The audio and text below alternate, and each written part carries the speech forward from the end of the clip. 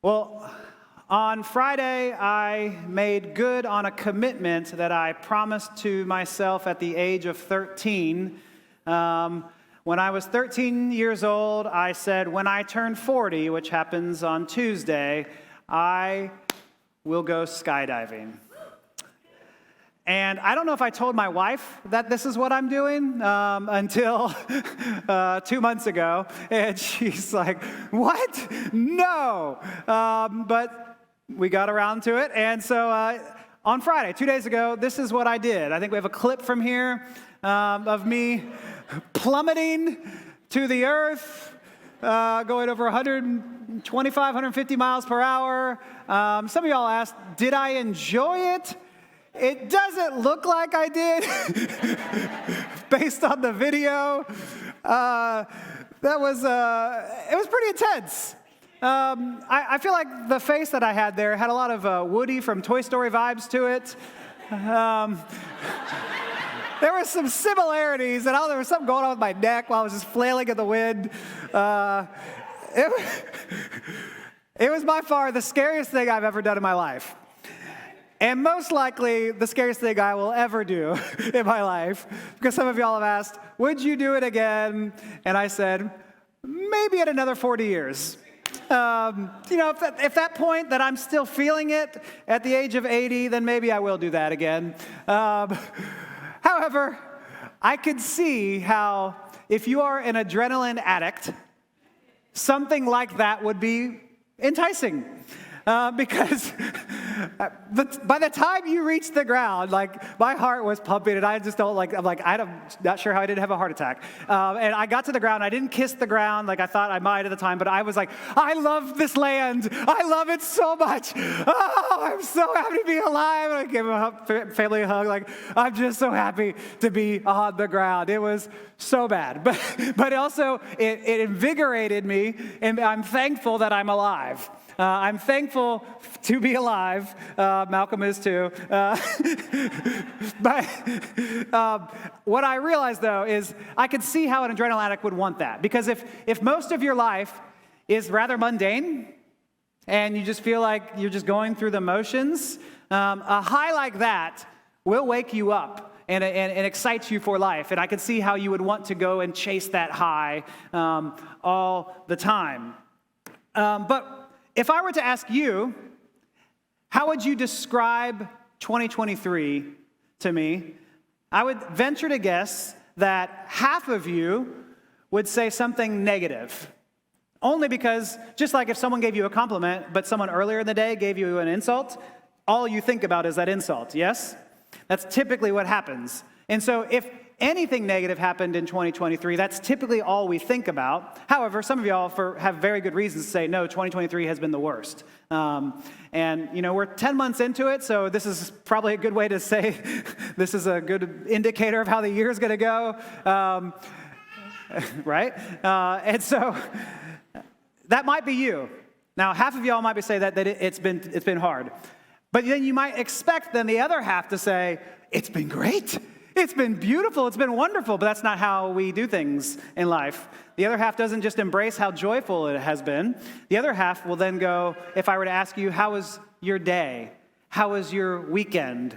How was your whatever? A typical response is more like this emoji, the meh emoji, right? That is typically how it goes. Like, how was your day at work? Meh.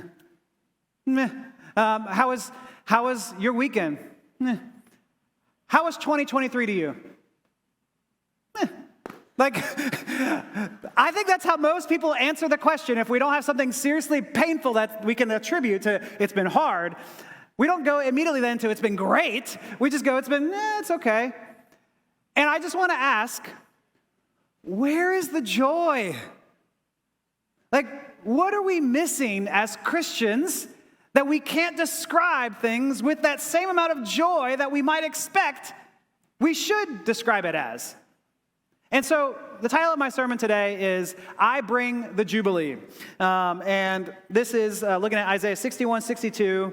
And so the way we're going to look at this, we're going to look at the three ways. We're going to look at joy, Jubilee, and Jesus. That's right. Bears beats Battlestar Galactica. Joy, Jubilee, and Jesus. So, joy.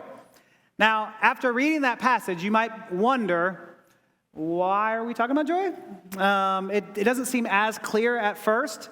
However, if you were to go back and look through chapter 61 and 62, it is just drenched in joy.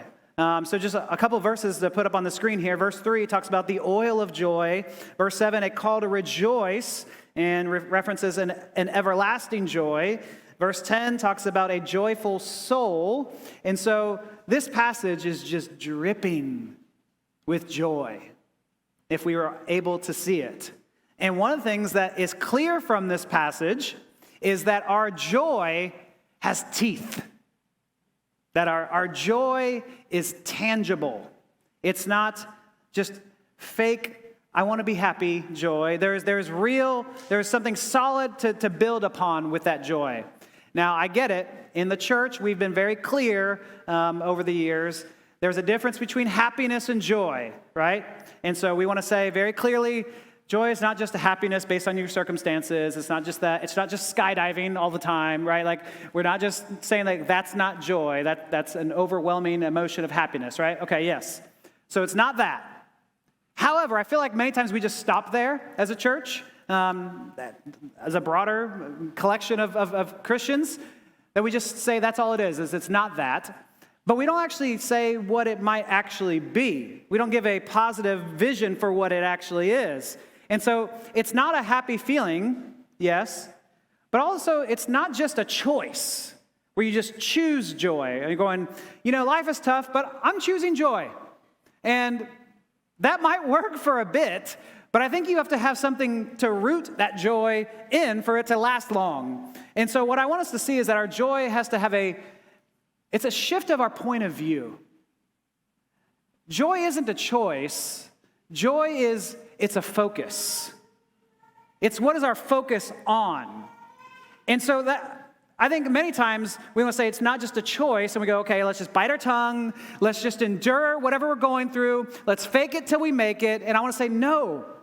Joy isn't just a choice where you just fake it till you make it. It's a shift of our focus, because you can take the same image, and if you shift what's in focus versus what's out of focus, it can change your whole view of what's going on there. So this first image, you have right now, you have the leaf and the sapling, I don't know what that is, the branch thing that's coming from it in pure focus. That's one picture. The same image, but now your focus is on what's behind it, and it's the lake behind it. And what's wild and fascinating is you can have the same picture, but if you shift your focus, it changes what you are now placing your mind on.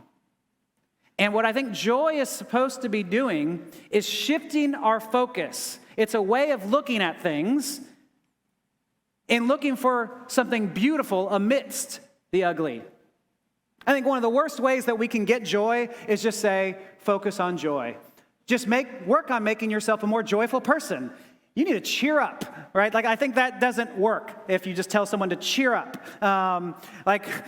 Be more joyful. Okay, all right, I'm just going to be a happier person. 2023, I got 2 months left to just make this a happy year. I'm going to be a more fun person from now on. I've been kind of miserable, but now I'll be fun. Like, I don't think that works. That doesn't seem to work. I don't think that's ever worked. I think joy is looking past our joy, past the circumstances, but it's looking to the one who can actually give us joy.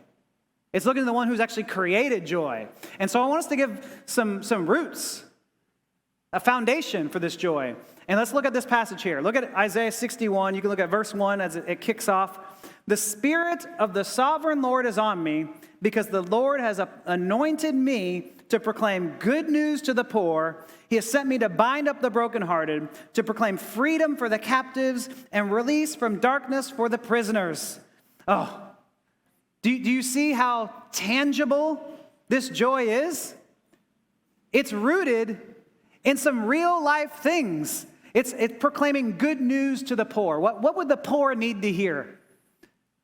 That they're out of debt. That would be good news to them, to get them out of debt. What would someone who's experiencing homelessness need to hear is at the very least, that you can have a home, you can have a place to stay and to live. It is very tangible. I mean, it says to bind up the brokenhearted, to proclaim freedom for the captives and release from darkness from the prisoners. Like, do we see how political this passage is?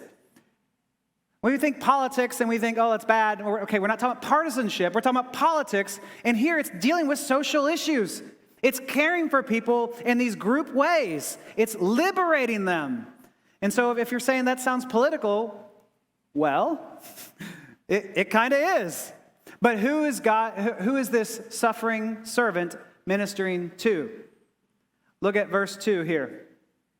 Who is it for? To comfort all who mourn and provide for those who grieve in Zion, to bestow on them a crown of beauty instead of ashes. And so who is this for?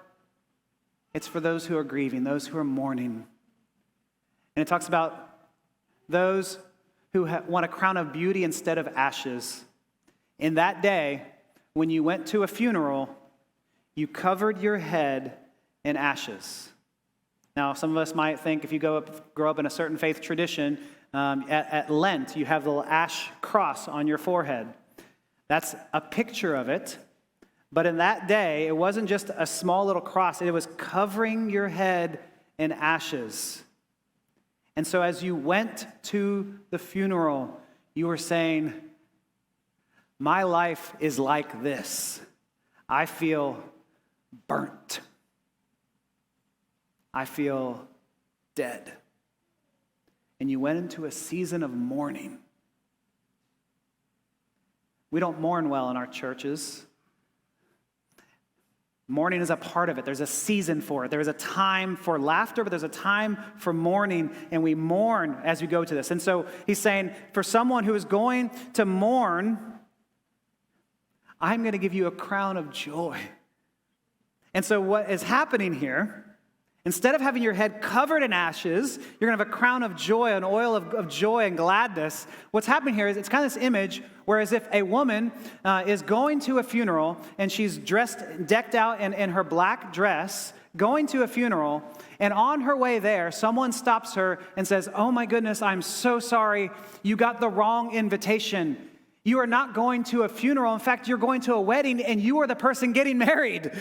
It's that great of a reversal. Now, how would you react if that happened? Whoa! Right? But if it was real, if you went from sheer, like, I'm going to cry my eyes out because the person I love is gone, to now not only are they not gone, but they're alive, but now we're getting married, like, you might start crying out of just joy. And you might start laughing uncontrollably, like, this is too good to be true. That is what Isaiah is talking about. It's that great of a reversal of what's happening here. There is a shift that is happening here. And so our joy has teeth, that in spite of the pain, there is something far greater coming. Our focus looks past the ugly to something greater. That's what our joy is supposed to be doing. It's looking past it to something greater. That's real. It's not just pie in the sky. It's real. And so our Messiah didn't come to just bring that joy down in my heart. Where? Down in my heart, right? Like, that's not why our Messiah came. It may be part of that. But our Messiah did not come just to die and save our souls, but he was resurrected to save our bodies as well. Like, God cares about then and now. God cares about our bodies and to actually move us to something beautiful. And that's when we come to this second point, and that's the point of Jubilee. Now, tucked between these passages in verses 1 and 2 is this verse that he says, he has sent me to bind up the brokenhearted, to proclaim freedom for the captives and release from darkness for the prisoners, to proclaim the year of the Lord's favor. Now, if you're like me for a long time, you don't hear the word Jubilee in that passage. It's because it's not. However, that phrase, the year of the Lord's favor, is quoted directly from Leviticus 25. And in Leviticus 25, it is describing the year of Jubilee. Do we know what the year of Jubilee is? Some of us have gone through that. Some of us named our child's middle name after it. What is the year of Jubilee? The year of Jubilee is you guys have heard of the Sabbath, hopefully. The Sabbath is what we get to celebrate today, right? It's 1 day in 7 that we rest. Many of us have a hard time just doing that, right? Having 1 day of rest. Now, in Jewish and for the Israelites, not only are they commanded to have 1 day in 7 to rest, they are to have 1 year in 7 years to rest. A whole year of rest. Wouldn't that just be delightful? Like, what are you doing this year? I'm resting. This is a great year of rest. But not only is it a year of rest where you didn't actually work the ground and get the food from the ground, it is a year where if you, let's say, because it's a very agricultural community, if you had poor crops for a couple years, maybe you had some really unwise business practices, what might happen in those times is that whenever you got into debt, you then would have to hire yourself out and become an indentured servant to other farmers. Now, after 7 years of being in this system where you are trying to earn back or pay back that debt, and who knows if that debt will ever get paid, after 7 years, it all gets washed clean and the debt goes away. Now, we here love to have our 30-year fixed mortgages. Wouldn't it be great to just have it every 7 years, like, done? Ooh, that would be wonderful. That'd be delightful, right? Yes. Sadly, not where we're at. But, so every 7 years, the debt is now wiped clean, and that's what's happening then.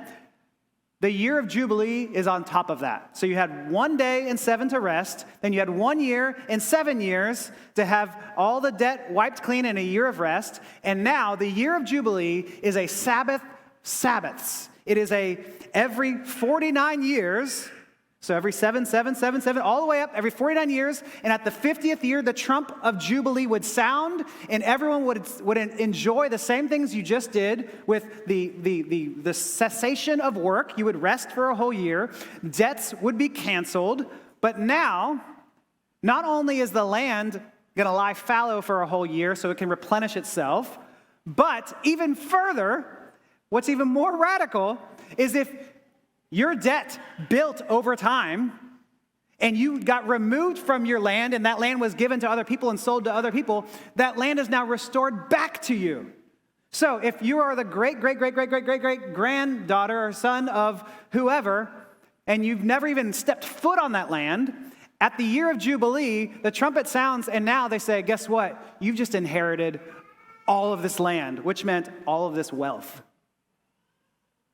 And you didn't deserve it, and you didn't earn it, but it is the year of Jubilee, and it is a year of partying, right? It is 1 long year of a party, feasting up the land of what it produced from the years before, and what that meant is that every Israelite is now going to get a fresh start. Why the Jubilee? What is the purpose of the Jubilee? The purpose of the Jubilee, the Leviticus 25 laws, was to prevent any Israelite family from being permanently disenfranchised from their family farm. It was a way to give those who are experiencing poverty finally a leg up. Because how are you supposed to make it when debts continue to accrue and interest keeps growing? It's a way to reset our society to help the least of these. And this is why this is like great news. It's Jubilee, right? This is Jubilee and profound hope for the disadvantaged. But what's interesting, it is also shockingly devastating to those who are benefiting from the status quo. Because if you did make all those wise business decisions, and now you have a giant mass of land, which meant a giant mass of crops, which meant a giant mass of wealth, well, now it all goes down to the original. Now you only have your land. Ooh. So I made the good business decisions, and you squandered it all, and now it goes back to you. Does that seem fair? Ooh, in our In our society here, this is tough for us to understand. But here's what I think Yahweh wants us to see, is that Yahweh cares more about everyone having what they need rather than accumulating wealth without limit. And in our society, when we have billionaires and trillionaires and people who can't actually find food, it doesn't make sense. How beautiful would it be to have a year of Jubilee to where everyone could actually have what they need? Where everyone can live under their own fig tree, right? This is giving their land back. It's not liberal or conservative, right? It's giving them land to then work to till. And now, an objection you might ask, and the Lord anticipates this in Leviticus 25. In Leviticus 25:20, God says, you may ask, but what will we eat in the 7th year if we do not plant or harvest our crops? And God says, I will send you such a blessing in the 6th year that the land will yield enough for 3 years. Do we see what that's actually saying? That God is saying, if you actually rely on me, there is going to be blessing in life when you experience the Jubilee. When you actually trust and follow God, there is joy unspeakable. I'm going to bless you with 3 times as many crops. It's going to be there because our joy has teeth. Our joy has roots in reality. There's reasons to celebrate. Now, what does this have to do with Jesus? Everything. Everything. Because Jesus' first sermon that he ever preaches, you have to wonder, whatever your first sermon is probably a good indication of what your ministry is going to be about. And when Jesus in Luke 4 says, which passage in the Old Testament should I look for to preach my very first sermon? I don't know, why don't we find this random old passage in Isaiah? And in Luke 18, Jesus says, the Spirit of the Lord is on me, because he has anointed me to proclaim good news to the poor. He has sent me to proclaim freedom for the prisoners and recovery of sight to the blind, to set the oppressed free, to proclaim the year of the Lord's favor.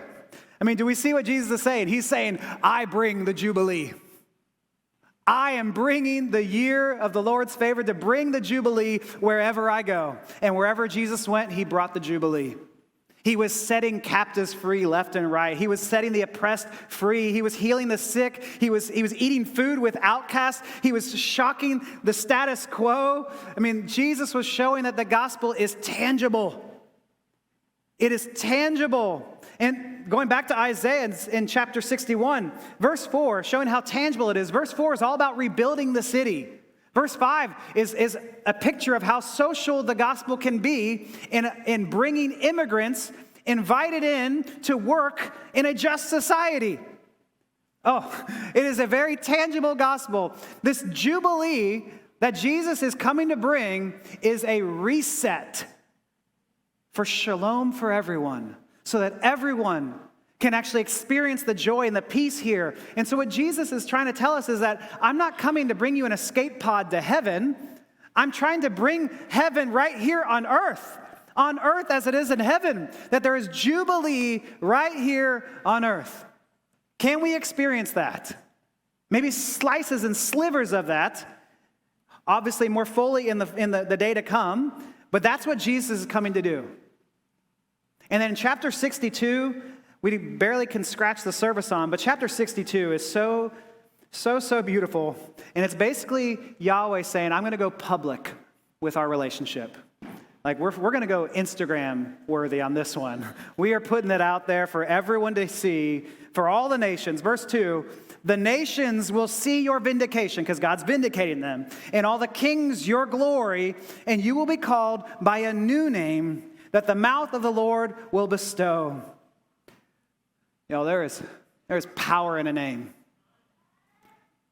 I mean, think about that. Like, there's so much power in a name. Like, if you have had a parent who called you by your name and they used it with such love and tender care, and they said, I love you with your name, it fills you. You see your name and you think, I do have that love. I do have that dignity. But if you had a parent who saw you and gave you a mean name, a demeaning name, and said, hey, dum-dum. Even if it's something as light as that. But if you heard that over and over and over again, wouldn't you start to internalize that? And start to say, maybe I am. Maybe I am dumb. Maybe I am an idiot. Maybe I don't need to be here anymore. Your name has a ton of power in it. And God's saying, I'm going to give you a new name. Because of what the nations talk about you like, the nations say you are desolate.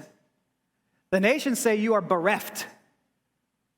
That you are dumb. And over time, Israel started to internalize that. And so then in verse 4, God says, no longer will they call you deserted or name your land desolate, but you will be called Hephzibah, which I know we don't know what that means. It means my delight is in her. My delight is in her. And so what God is saying is that when I look at you, I'm giving you a new name, and your new name is delight. Do you believe that's how God sees you? It's going to take a while to block out those old names that you've been given, but you have to be able to hear God saying, my new name for you is Hephzibah. I love you. I love you deeply. Go back to the image of before, that you get beauty for ashes. Let me drive that home just a little bit further. Because it's not just that you get beauty and the ashes go somewhere else. In the New Testament, Jesus says, you will get beauty and I will get ashes. Jesus is saying, I'll give you what I got if you give me what you got. And so when he goes to death, he gets our sin, he gets our pain, he gets our ashes. And he gives us joy, and he gives us life, and he gives us righteousness. It's what theologians call the great exchange. That we give him ashes, and he gives us beauty. This is the beauty of the wonderful thing about the gospel. And so if joy is a focus, I want you to focus and look past the ugly to Jesus, as Hebrews 12:2 says, looking to Jesus, the founder and perfecter of our faith, who for the joy that was set before him endured the cross. Now let's be clear, the cross itself was not joyful. Jesus didn't go up on the cross and said, this is joyful, I enjoy this. That's not what it is. He prayed, Father, where are you? He did not enjoy it. He did not enjoy the nails coursing through his hands. But for the joy set before him, he looked past the pain to something greater. And that is what will bring him joy. He was looking to the guaranteed outcome. And what was Jesus' joy? What was he looking at? And what was his focus? And that is clear. It was you and me. It was you and me. His focus was on you and me. And so it wasn't the Roman soldiers that held him on the cross. It wasn't the nails that held him on the cross. Anytime he could have come down, anytime he could have had a legion of angels coming down to save him. It was his love for you and me that held him on the cross. My delight. Because when I go through this, I'm going to restore our relationship. And I'm going to give you beauty, and you're going to give me ashes. I'm going to give you righteousness, and you're going to give me your sin. That is what Jesus' joy is. Something far better than what we can actually see with our eyes. And if you actually see that, if you actually are able to look at that, that is going to radically transform you. That is going to radically transform what you see the rest of your world to be. This is like, I don't know if you've been keeping up with college sports here. Deion Sanders, the head coach of the Colorado Buffaloes, after any of his pregame hype speeches, he ends it with, now give me my theme music. He's asking it, and then some music starts blaring. It's a hype. It is an exciting time. If Jesus were to finish his sermons here and to finish what he did on the cross, he's now saying, give me my theme music, and his theme music is, it's a party now. because I've accomplished what I came here to do. It is liberation time because I have done it. His song is Jubilee. It's freedom. It's liberation. It's liberation time. And so what does this mean for us as we go out into our week? The so what here, let me give you 3 ideas of what this could mean. If you focus on joy, you're going to miss it. But if you focus on Jesus and Jubilee, you will get joy. Let's look past joy. Let's quit focusing on that. And look to Jesus, who endured the cross for you and me, and that will fill you with joy. And you'll become so radicalized by Jesus that you'll want to bring the Jubilee wherever you go. And then you'll say, like Dion, give me my theme music. And that's the second point here. Play the theme music, bring the Jubilee, bring the rest wherever you go. Now, we live in an economy where you can't take a whole year off, sadly. We know you want to. I know I want to, right? But can we at least take a day? Ooh, some of us find that really hard. To actually have a day of rest. Bring the Jubilee by prioritizing a day of rest. Can you also then, throughout the week, create margins to where you can have rest and space to where if someone does come and say, hey, I need this, or I want that, or I want to do this, you actually have the margin to do so. And that's so hard in our overscheduled, overstressed worlds that we live in. And so bring the Jubilee even wherever you go. You know, some of us, that's going to be hard. We have to make work. We have to talk with our work about how we can do that. But let's bring the Jubilee there. And then lastly, forgive debts. We can't talk about Jubilee without talking about forgiving debts. And let's start spiritually. Father, forgive us our debts as we have forgiven our debtors. Is there someone who has sinned against you that we have to then apply this and forgive them for it? It's hard. It's a debt, right? They owe you. However, if Jesus were to forgive me, of course I can forgive our debtors. And so let's forgive.